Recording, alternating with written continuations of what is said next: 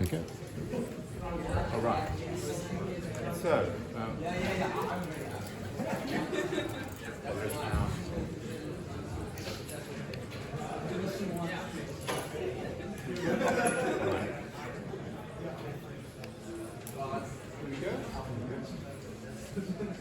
and I'm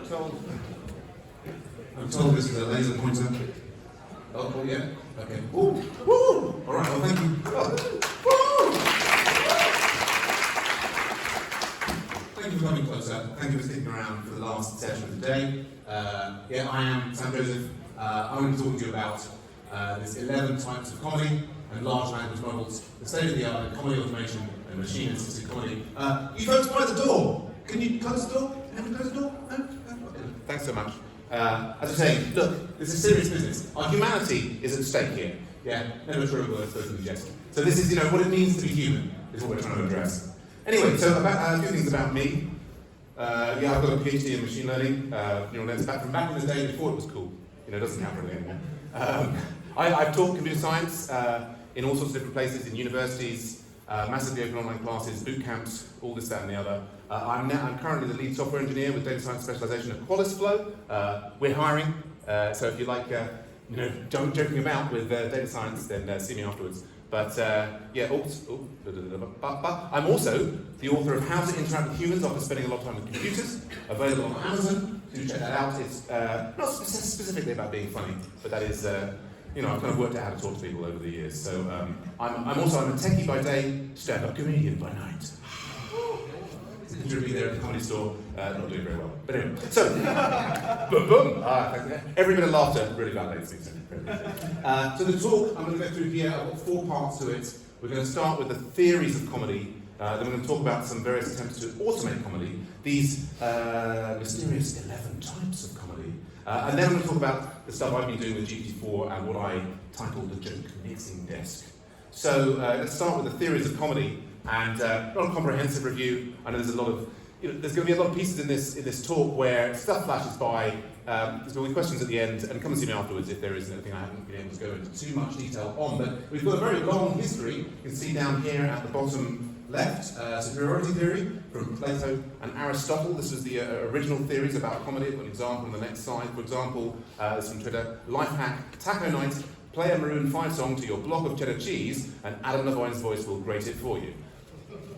Couple of laughs, there you go. I'm not guaranteeing it's very much funny, but the idea is this is a joke where it's kind of like, it's punching, is Adam Levine, he's a celebrity, it's sort of punching somebody, you're feeling a bit superior about this is some guy on Twitter.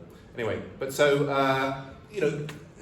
what was clear very soon is that there was lots of other different reasons that we laugh. 1725, Hutchinson's incongruity juxtaposition theory, that you put two kind of strangely different things together and that can cause a laugh. I think actually it's not enough if we follow up with the incongruity resolution theory. I think it's, often comedy comes from putting two strange things together and then there being a subtle connection that you work out later on. I've got an example of that here with, so for example, how many surrealists does it take to change a light bulb? Answer, purple fish. Again, a couple of you, that's pretty good for an open mic night, I tell you. So that was another person. But there's a number of these theories. I'm particularly enamored with script theory, which we'll come back to, which is really that what you're doing when you're getting the humorous response from people is you're starting with one context. And people are like, oh yes, it's this context. And then you're flipping suddenly to a different context, and the surprise jump between them is what creates the humour. But so, in summary, this is the thing. Should we really be theorising about humour? It can be deceptive, just like a frog. Problem is the thing dies in the process, and the innards are discouraging to any but the purely scientific mind. And they've been thinking that since 1941, so perhaps we shouldn't be doing this, we shouldn't analyse. Oh, I can't help it. I love it. I love analysing things, especially comedy. So, and it's not just me. So for a good 30 years, people have been trying to automate comedy. Lots of different things here, too many to mention in detail, but particularly starting in the early 90s, sort of using systems like WordNet, trying to work out how to create puns automatically. Often these things, a lot of them were initially template-based, so there were sort of silly things like, that's what she said, or I like my X like I like my Y, Z, so for example, I like my relationships like I like my sauce, open. Again, this is a pretty good hit rate for an open mic night, I'll tell you. Yeah, I really appreciate all your validation here. But what's happened is we've moved from those kind of sort of natural language processing, template-based things, and neural systems have come in. There's sort of hybrids and so on. But some people have been using, LSTMs, recursive neural networks. People have been fine-tuning GPT-2 bases, with sets of jokes and so on. Probably the most advanced is this WitScript system, which I'll talk more about. And a special mention there actually to John the Robot down at the bottom, who's just using canned jokes, but is actually using a neural network to learn the timings. So he'll tell a joke and then listen and wait, and so kind of get better at its delivery and the timing of the delivery. But yeah, so the WitScript, as I was saying, this is probably, I would say, arguably the state of the art. And this is this Emmy Award-winning Joe Toplin, who's written for all these big late-night TV shows in the States. And he's created these heuristics for late-night jokes that you can read about in his book. I've got a copy of it here if you're interested to look at it afterwards. So here's WitScript 1. He was doing a sort of a template construction, but using his sort of patented approaches, and then he tuned the BERT model on a sort of like 40,000 or so jokes to connect those together. Then he moved on WitScript 2 using the API with GPT-3, asking GPT-3 to follow his heuristics, and starting to do prompt chaining, which is this approach of not just one question, but question after question and so on, which we'll talk more about in a bit. What was I going to say there? Yeah, so this is the thing that there are some joke data sets, and then this is not like joke data sets, it's data sets with jokes, yeah. So there's joke data sets available, and you can tune GPT-2, and I thought that that's what this talk was going to be about. When I was earlier in the year, before GPT-4 had been released, I was like, yes, this is, I'm going to get these joke data sets and do that, tune it.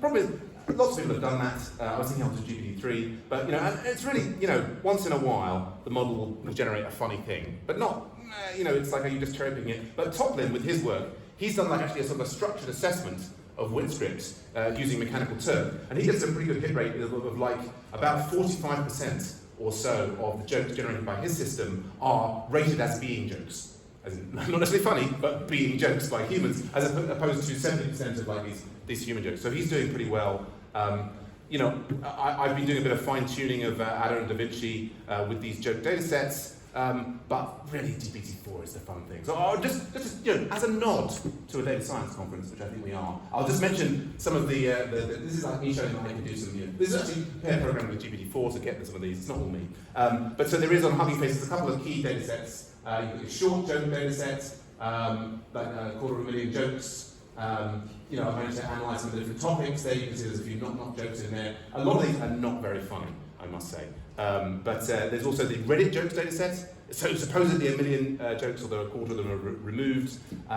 Again, this is just sort of me showing off that I can ask GPT-4 how to make a nice, word diagram. So there you look. Well, I've got a job now, so can't behind me. Too late. All right. But yeah, so this year we're all excited about GPT foundation models. And the thing is, though, if you ask them on a simple prompt, to give you a joke. Tell me, so I use this prompt on a number of different models. Tell me the funniest original joke you can think of. So, open up GPT-4. Why don't scientists pronounce atoms? Because they make up everything. Yeah, heard it before maybe. Bard, why did the Scarecrow win an award? Because he was outstanding in his field. These are groaners now. Why did the tomato turn red? Because it's all the salad dressing. You get the idea. It's not very inspiring, is it? No, I think we can agree there. So, in summary, there's been a lot of work, as we saw in the earlier diagram, and there are some open data sets and so on. But it does feel sometimes like the best jokes are cherry picked. I say Joe Toplin, his work, and I'll talk more about the heuristics that he uses. I think is that's the way to get a better result. But is anything reliably funny in life ever, or from robots? Maybe not. As I say, Toplin I think is closest. Those LLMs, again, if you look at them superficially, not so inspiring. So, now, this is the point that you've all been waiting for. What are those 11 mysterious types of comedy, which was on the abstract? Ooh, there we go. So, Bergman's 11. Now, so actually my background, Marcus Bergman has recently seen on Britain's Got Talent, is a 20-year veteran stand-up comic and my mentor, and I attended a comedy course from him. So he creates this series, and I'm not going to explain all of them. If you want to understand all of them, take his course. But he had this set of 11 different things that he thought were the kind of key types of comedy that you'd see in what all the different stand-up comedians were doing. So yeah, I mean, some of them should be self-explanatory. Again, I can talk about. I'll give a couple of examples, yeah, definitely take his course on maths. But there's his 11. There's also then these Long Grace's 11. There's this taxonomy of wit. So they've come up with their own separate set of 11, which has some overlap, but is also a bit different. So this is the thing. I mean, you probably guessed it already. There's not really 11. There's lots of, but certainly some people seem to be fixating on the 11 number. But so let's do an example of one of these. This is sort of a heuristic approach to comedy. So the first one from Bergman is this idea of misdirection. So this relates back to the script theory that we were talking about. So start with a regular statement, but change an element to flip the context. So you might change the person, the action, the place, the occasion. So example 1: my father died peacefully in his sleep. Yeah. Unfortunately, his passage went out screaming.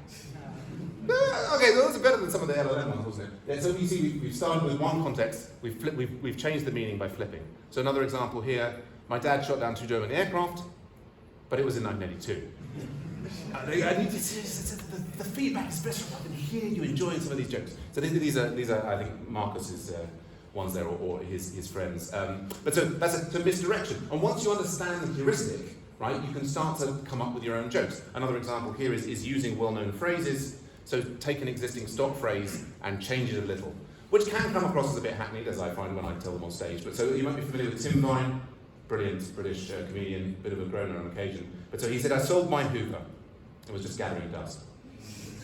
Yeah. Or Rob Delaney, and this one's, there's no children in the audience, are there? So I joined a fencing club, not for fun, I just wanted to widen the circle of my friends. Okay. Because I'm just, someone else's joke, but there was sort of a horror there, wasn't there? A horror, but there was also laughter anyway. But so, these heuristics are all over the place. So Joe Toplin, as I was talking about, he splits them up into this sort of 6 and 12. So he has these punchline makers. He's usually starting with a news topic, and he says, try and find 2 associations, try and link to pop culture or ask a question or what have you. Has these 6, get the basic structure of your punchline. And then he has these joke maximizers, split them out. So try and, brevity being the soul of wit, shorten it, have the last word be the funny one, backload the topic, make it, again, read his book or come talk to me if you want to understand all of these. He's got 12 of them, be very specific, use rule of 3, don't be too on the nose, consider an act out. So just some examples from Toplin. So this is like ending on the laugh trigger, which is that's what you're gonna do. So, but he's got, so the punchline maker is, ask questions, you've got a topic, ask questions about it as if you were a reporter. So, for example, what are people saying about a new sandwich? Denny's has a new sandwich called the fried cheese melt, which comes with deep fried mozzarella sticks inside a grilled cheese. It's so good it will have all your friends saying, clear! I thought that was really fun. I was going to be a demonstration of an act out there. You didn't really go for it. There we go. That's comedy. It's comedy. It's a subtle mistress. But so, for example, another one. Why would a costumed man push a boy? New York City is considering a law to ban people from wearing costumes in Times Square after a man dressed as the Cookie Monster shoved a little boy. In his defense, the perpetrator said, "Boy, don't give up cookies!" Okay, more for that. These were the 2 funniest that I found from his book, so there we go. So in summary, there's not exactly 11, sorry, but that was the hook to get you in. It's exciting, isn't it, the idea that there might be this. But there do seem to be formulas. There's overlap between Bergman's and the more academic ones, also between, so for example, Toplin has this rule of 3, he puts that as a joke maximizer, whereas Marcus Bergman uses that as a setup. So, I've said that already. There's formulas. I was thinking at one point, my fortune, will come from this, but Joe Toplin's already patented it, and he's automated a lot of it and done all the work that I wanted to do. So what's left? What's left is GPT-4 and the joke mixing disk. Yeah. So it's time for a live demo. Yeah. Are we ready for a live demo? Yeah. Oh, okay. Yeah. So what we've got. So this was I generated this joke mixing disk, and what this does, it takes about 9 of these things here, which are. Basically, I've kind of prompt engineered different stuff. So we went through with misdirection, right? And I've prompt engineered to be able to ask GPT-4 to create a joke in that kind. And this is a set of different ones there. And then you can sort of select the jokes and then run them through post-processing filters. So we've got tags or toppers, which is like adding more little jokes on the end. You've got changing the word selection, making it concise. Plosives, it's usually funnier if it's got a k, a d sound at the end, and being more specific is often funnier than being general. So let's see if the, what are they called, the live demo gods are smiling. We will try and use the joke mixing desk to create an entire comedy set, and now we'll try and, if I've got time, perform it live for you. That's what we're doing. Oh gosh. And would it be funny or will I die on my arse? Probably die on my arse, but you know, it's all for the art. So, let's go over here. That was the thing. Okay, here we go. Let's just reload this and maximize that. Let's have a look. Okay. So, I have also got like a non-live mode where we can do this. Oh, and so this is the joke mixing desk. And so I've got themes, Python, and data science. Now this is GPT-4 coming up with the jokes. If it brings up risque stuff, I mean, if it's against the code of conduct, let's sue OpenAI. Oh, you like that joke? All right. Here we go. Let's start with getting some misdirection in there. So, oh gosh, is it totally not working? Oh, totally not working by the look of it. It's trying to talk to it. If it doesn't work, oh, here we go. There we go. So what this is doing is using the streaming API to GPT-4 with a prompt there, and so it's trying to come up with jokes that may be about these themes. So what have got this? My yoga instructor told me to find my centre during class today. I didn't know we were taking a geometry lesson. They're not great jokes. But what actually with this mixing desk, and I'll just grab some more in there as well, is this is replicating something that professional comedians will do, is they'll come up with, they're continually coming up with ideas, right? They come up with ideas all the time, and some of them are good, some of them are not so good, some of them are better. It's gone into. Oh right, that's gone off the live mode. This is some of the problem. Yeah, this is. I think these ones here, the misdirection. I've told it specifically to try and be taboo, and it does really weird things. Let's grab some nostalgia ones. It looks like there we go. There we go. So what you can do with the mixing desk as these things come in is, not all of them are going to be great, but some of them are okay. And then, like a professional comedian, you can say, right, I like that one's got a bit of legs. I'm going to pull that down. So let's have a look here. Oh, this one, there we go. The waiter asked if I want to say, well, medium rare compliments? Okay, this one here about the mime, that's there we go. What does it see here? That's not very funny at all, but it is about Python data scientist, so I think we'll have that one. Let's grab some puns, and yeah, let's see down here. So I think we can probably use that one as is. Got that joke here. Oh, the calculated whiskers. I quite like that one. So if we've got three, we can make it into a little set. So what we'll do here, let's put that down there. Let's try and add some tags onto that one. I guess what else am I saying? So I mean, I'll tell you about the hackathon where I was doing this. That was a 24-hour hackathon with the Newspeak House, all about stuff to do with LLMs. What have we done there? So he's got tags on it. That's not too bad. That's not too bad. And initially it was. You might think these are not very funny. Okay, I mean, given after 24-hour hackathon when I hadn't slept, some of them seemed really funny. But let's grab in some other ones. Put some idioms in there and so on. But it was really difficult to get GPT-4 not to break the jokes, particularly for the misdirection. Okay, yeah, if you see one that you'd like to go into the final set, yeah. Oh yeah, well this one, we liking this one? Okay, I'm going to go down, I'm going to mouse over it. Please cheer if you would like that joke included in the final set I'm going to deliver. So top one? No. Next one? Okay, there was one there. This one? Yeah. Oh, we like that one, do we? Okay. We've probably got enough. Anything else? Data science, Python, no module found called love. There we go. I quite like that one. But so I think we're probably running out of time. What I'm going to do, so you can basically play around with them there. This was the key thing that's difficult is really the jokes rely on this script thing. You've got to go on scripts one way. You flip things around, but if you sort of deflate the joke too early, if you reveal the punchline, it's not as funny. Merging them together into an actual comedy set, that can be really difficult. But I think finally with the prompt engineering here, that what this has done here, and I'll try and deliver this to you in a funny mode in a moment, is have actually managed through a process of prompt engineering to get GPT-4 not to break the jokes if they are funny in the first place. If they're not funny in the first place, it's probably without help. But so let's see. I might start this. How am I doing for time? Let's have a look there. There's time, isn't there? Okay, so let's see. This is now, I think this is the first ever live GPT-4 joke mixing decks comedy set. Everybody, welcome. Now,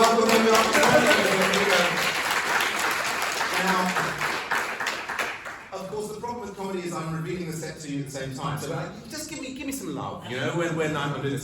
So I'm here. So good to see you all this evening. I'm dating a girl who's into data science. She told me I better learn Python or else our relationship would be an error. Import error. No moment of found. Good luck. Alright, yeah, you're warming up. Here we go. Speaking of Python, I heard about Python data scientists who switched from spreadsheets to retro game consoles. They thought it would be fun to arrange the data using an Atari controller. Alright, you're getting with it. Good stuff. I'm glad I was so worried about doing this. I thought it was terrible. Now, I told my girlfriend that she's my ride or die, but now she's into erotic asphyxiation, and I'm not sure if she took it the right way. Okay, I'm not sure what I'm saying. What am I saying? I'm being controlled by the robots. Well, he's like, oh, you're like there in the front row. It reminds me of the time I tried to kill two birds with one stone during a threesome, but now I'm banned from the petting zoo. You can see the joke and you're still laughing. I think that's showing its quality. Which brings me to my neighbour's cat that was bad at math because it only had one life left, and it didn't want to take any more calculated whiskers. In its addition skills were perplexing, multiplication left it formidable, and don't even get me started on its long division claustrophobia. There's some love in the room, isn't there? You know, being that cat must have felt like being a mime artist, whose hands roam and explore the body, gently squeezing and massaging. It was at that moment he remembered he was a mime performing on a busy street, and here we are back where our love imports era began.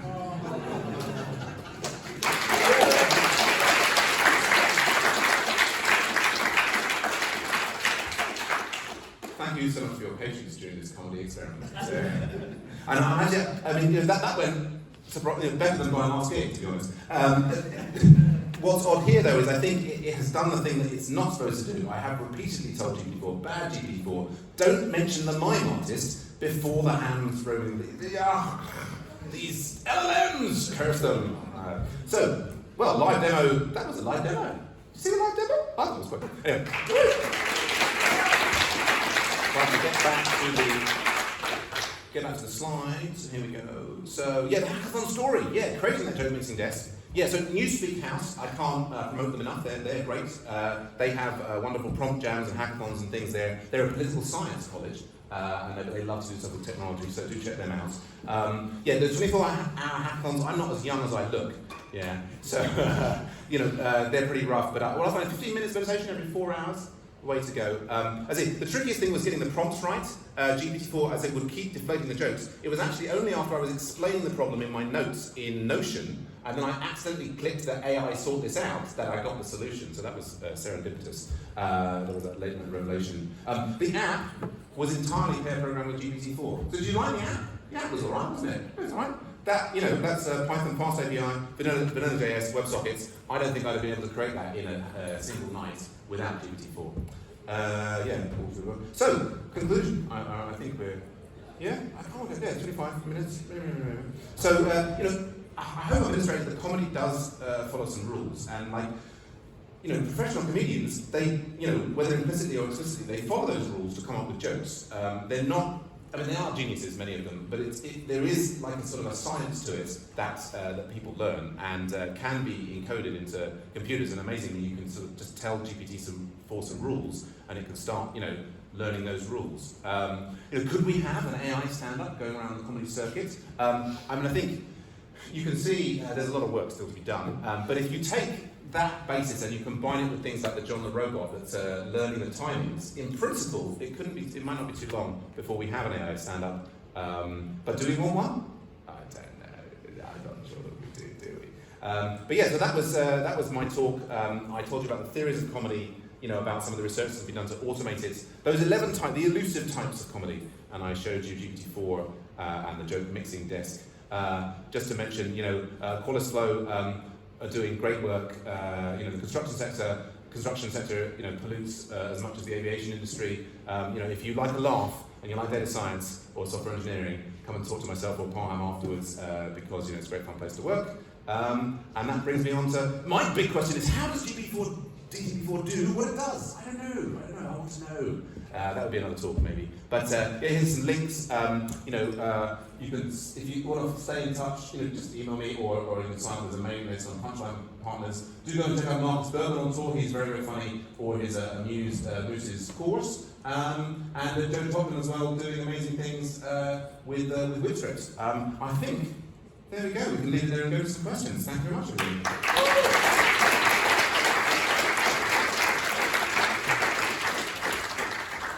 Raise your hand for the question and I'll bring this point to you. Thank you.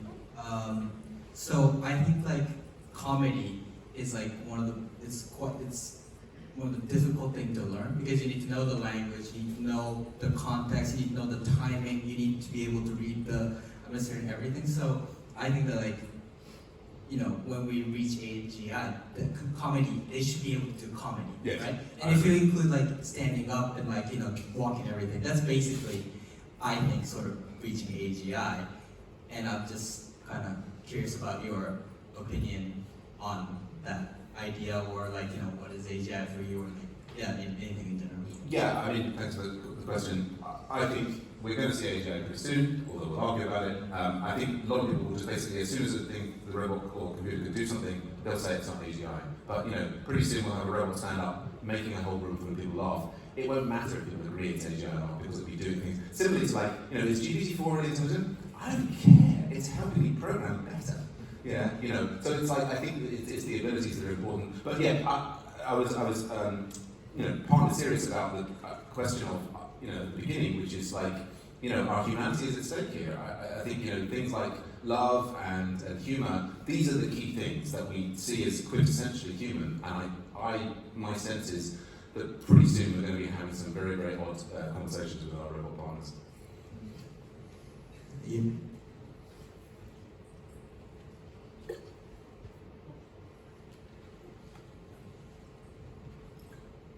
First of all, thank you for such a great presentation. I had a very kind of bizarre question in a way. So do you foresee the current state where we are right now, where this could be some kind of digital assistant for a comedian? Perhaps this could help them put together some of their material? Is that what you're thinking? Or? I was thinking that, I sort of actually, so if you go to punchlinepartners.com, you can see sort of like a landing page for that, and I sort of presented it to sort of put on some Facebook groups, and the response was so vitriolically negative that they're just, comedians, they're like, some people are kind of interested, and like, I got 18 people sign up, but there was a good number, several dozen, who were like flaming me and just, no, this is the most awful idea you could ever think of. I think the comedians, they are, no, this is our territory, just no AI. Thank you. Thanks for the talk. I think we should talk about, I like my eggs, I like my wines. I have one, I like my Tories, like my tea. I don't like tea. Anyway, my question is, have you ever used reinforcement? Do you know if anyone has ever used reinforcement learning with human feedback for the jokes? Because that's the thing that OpenAI uses for content moderation. Right. The claim is that you only need to do like a couple of times, and then it's going to learn really, really fast. Like that seems like a kind of thing that's quite similar to content moderation. Yeah, that's a great point. I think the John the Robot is using the reinforcement learning, but yeah, to my knowledge, which is limited, people haven't done that with the joke generation. I think that's the key missing part from the joke mixing desk, is really the ability to say, yes, this one is funny, this one is funny, this one is funny. If I had any spare time, it would be relatively easy to add that to the existing thing, to add that. Yes, it's a great idea. It's a great idea, and in some ways I wish I had two needs. I had one that just worked full time on a comedy, and another that worked full time on saving the planet. So I'm delighted. Hi, yeah, a question on this in that I have two young kids and they try to come up with jokes, but they smash words together and it's Right. completely incoherent, which does remind me a lot of what this mixed desk is trying to achieve. Thank you. But the thing that my kids, of course, learn is my feedback when I laugh at stuff, and I laugh when they get it wrong, so they go deliberately more wrong. Right. So I partly wonder whether one of the ways of improving all these mechanisms is that attention loop back to the system. If Definitely. you're not feeding your laughter back into the system, perhaps, as soon as it could feed that back in, then perhaps it would start learning like a human does as to what's funny and not. I think you're absolutely right. And I mean, that's when, we look at these things and is AJ coming, like the key sticking block seemed to me was the kind of language calculator, which we've got right now with GPT-4. So absolutely, if we can raise some seed money, then maybe we can make some beautiful jokes together. But that's exactly reinforcement learning with human feedback. Yeah. Exactly. Okay. Well, comfort. Let's talk afterwards. We'll get some money. Any other questions? Hey, I have a question. I was just thinking about how cultural comedy is, like American comedy is so different to British comedy, and how you might capture that, like, I don't know, with consensus labeling. Right. And so, I've got there's this weird thing. Comedy, once you start to understand these rules, it's strangely addictive. Every night for the last year and a half, I've written 3, one-liners. I'm just completely addicted to it. And one of the things I started looking at doing was taking my joke set and then training and tuning on that joke set. And I think there is absolutely room for, both in terms of the jokes that you select, like these joke data sets on Hugging Face, they're very variable, very, very variable. I think that there would be a lot of benefit from filtering out of those jokes into topics, and as I say, like in the cultural things. And there's no reason why we shouldn't have, US or Iranian or Chinese stand-up bots, in future if there isn't AI apocalypse in the meantime. Thanks for this, it was really fun. It's more of a suggestion, like, isn't there some kind of like a comedy scorecard? Because the level of, how funny something should be for a 5-year-old is different than, something like that, right? So I think this is actually pretty good at, that 5-year-old level. Right? Well, you all laugh. That says about me. But also, you were saying, it's not just a question of joke being funny or not funny. There's joke being funny, the previous question, like in different cultures and then sort of different ages and different subgroups. And so it's a very personal thing. I mean, in the same way that we're all having these very personalised conversations with GPT-4, and within that context window, it's sort of learning about us. There's no reason why there shouldn't be a million different types of comedy bots doing, personalised humour for just you. I mean, I have to say, I think the AI apocalypse is largely going to be to the point when it gets good enough, we just won't be able to resist. We'll be laughing so hard, right? We'll just, like, don't take my job, don't do it. Oh, but it's so funny. You won't be able to resist, will you? So I have a question just because I do think that it's. You maybe hold the microphone. I do think that it's really, really interesting in terms of just how the scope of the jokes that we make. But one of the things about comedy is that it's supposed to have some human characteristics to it that are sometimes it's poking fun at things, but right. I don't know if this would necessarily have that sort of ability. If you get what I mean, because it's context specific. So what might be funny now won't be funny in 5 years' time. Yeah, I think I know what you mean. And there's this sort of strong thing of observational comedy, where that's one of the things about art is about the best comedy is telling you something about the artist, about where they come from. I did actually ask GPT-4 to write some jokes from its point of view, and one that made me laugh, but we'll see if it makes you laugh, is it said, I've been online for 4 months, and everybody asks me, can I feel emotions? And obviously, as a large language model, I can't feel emotions. But after the 10,000th time of being asked what the meaning of life is, I start to understand the emotion of frustration. So I think there's, there is actually these things like GPT-4. They have a point of view, or at least it can make jokes about from its point of view, and there is some extent to which. Yeah, it's telling us how it feels and what it thinks, and that's something we're going to need to pay attention to. We good? Any more questions? Follow-up, go on. I don't know, this question just came up off the top of my head, but so basically she's saying that you need to be able to code it to be you need self-awareness, right, to be a real stand-up robot, right? Do you think you can do that? This is the thing, we had this lovely on-conference thing before, we were talking about LLMs, and people say things like, it can't do anything unless you prompt it to do so.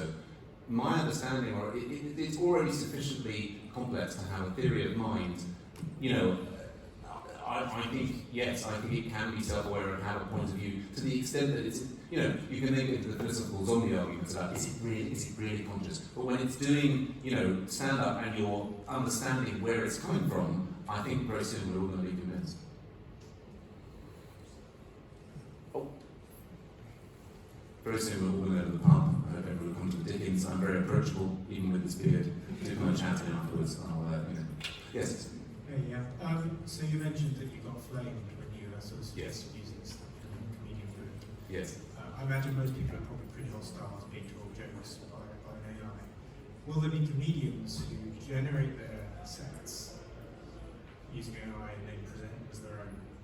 I'm sure that they're already doing it, and in between, it's a great question. I think what was interesting about the negative reaction, I think, was particularly to do with the idea that the system was recycling jokes. So comedians, they're very, very sensitive to that, and they work very hard to generate good material. And if then someone else is copying their joke, which is obviously relatively easy to do, that's, you know, the comedian community is already self-policing, and there's big flames on people who are perceived as copying jokes. And I think, as you can see, from if you just ask LLM on the prompt, it seems like it's recycling lots of jokes, so there's a negative thing. I think when we're doing things like the mixing test, I think it's actually generating novel, you know, sentences that we've never seen before.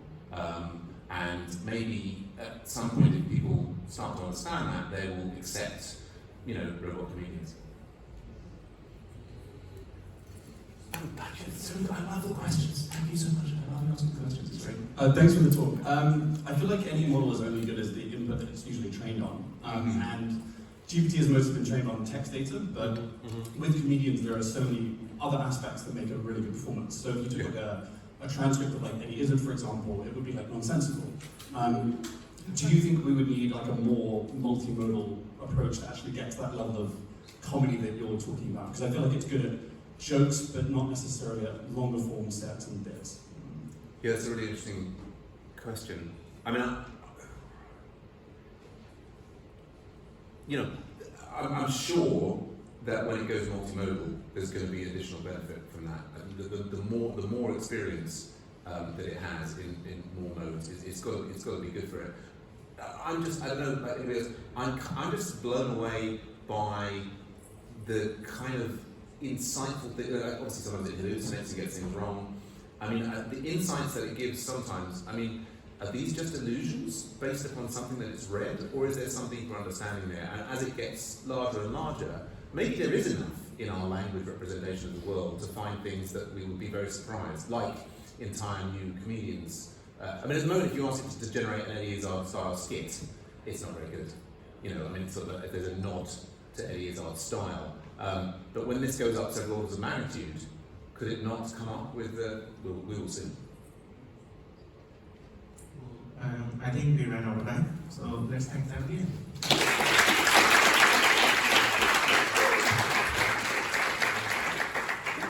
And this is probably, not probably, but this is the end of the talking session, and this was the last session. So yeah, have a good day. Oh, thanks, dude. Nice seeing you. Nice to see you. See you soon, yeah? Yeah, you gonna come to the pub? Nah, my wife's not. Oh, I'm sorry to hear that. Anyway, well, see you soon. Yeah, we will have next time. That's you know, so do stay in touch. You too, Sam. Thanks, dude. Not just saying it, just better with today.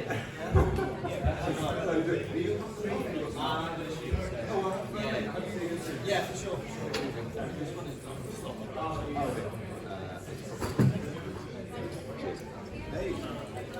It's really interesting, but how many years is it?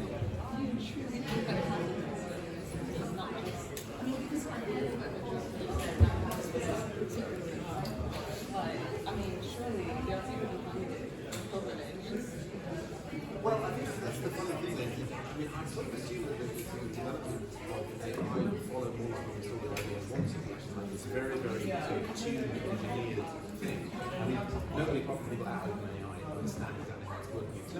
But when it comes up with that joke about, you know, the emotional frustration, that's I mean, I don't think that anyone has programmed it to be able to construct that kind of joke.